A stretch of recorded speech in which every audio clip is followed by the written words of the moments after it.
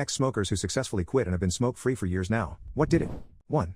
I'm probably like a lot of former smokers that tried to quit a number of times before being successful. Then a friend and I were out fishing and he began talking about quitting smoking. He wanted to bet $50 that he could outlast me. Beer drinking and trash talking commenced and the bet got up to $500. So I am way too cheap to lose a bet like that, and so I went weeks without the butts.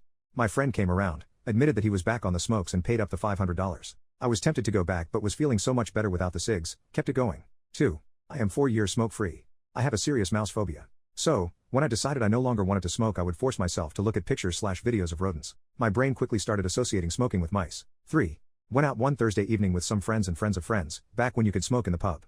Got chatting to a girl, hit it off, and at the end of the night, said our goodbyes and parted with a vague plan to meet up again, maybe next week. Friday lunchtime, lasagna and a pint with some of the group from the night before. I lit up a cigarette after eating, and the friend, who had introduced me to the girl the previous night, mentioned, "Oh, you know that girl you were talking to last night? She's not a big fan of smoking."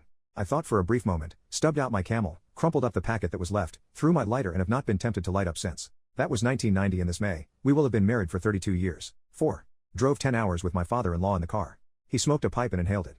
At one point, he coughed so hard he puked out the window. Quit the next day. 5. My mother-in-law smoked like a chimney, including in the house, for 30 years after her divorce from my father-in-law. My wife and I had a baby. We brought the baby over one weekend and all three of us got sick from how gross the house was. We told her we could not bring the baby there anymore. She quit that day. I haven't smoked in 5 years. 6. Doctor said I might have lung cancer. Quit January 18, 2011. But I just had an infection in my sternum that went into my lungs. Fractured ribs from a motorcycle a few months prior started it all. 7.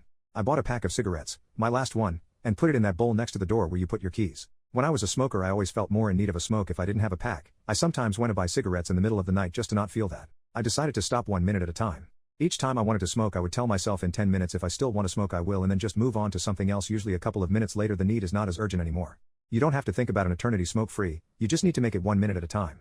Eventually, it had been 3 weeks, and I wasn't about to ruin my efforts, then 3 months, then a year, and now it had been 7 years. I have one of those apps that tell you how much your health improves as you stay smoke-free.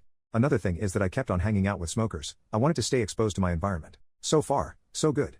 I still get cravings, but I don't act on them. But once a smoker is always a smoker, I could relapse if I start smoking again. 8. Someone basically pointed out to me that I'm paying money to a billion-dollar industry to delete me slowly. When I realized how effed up that was, I quit cold turkey. 20 years smoke-free.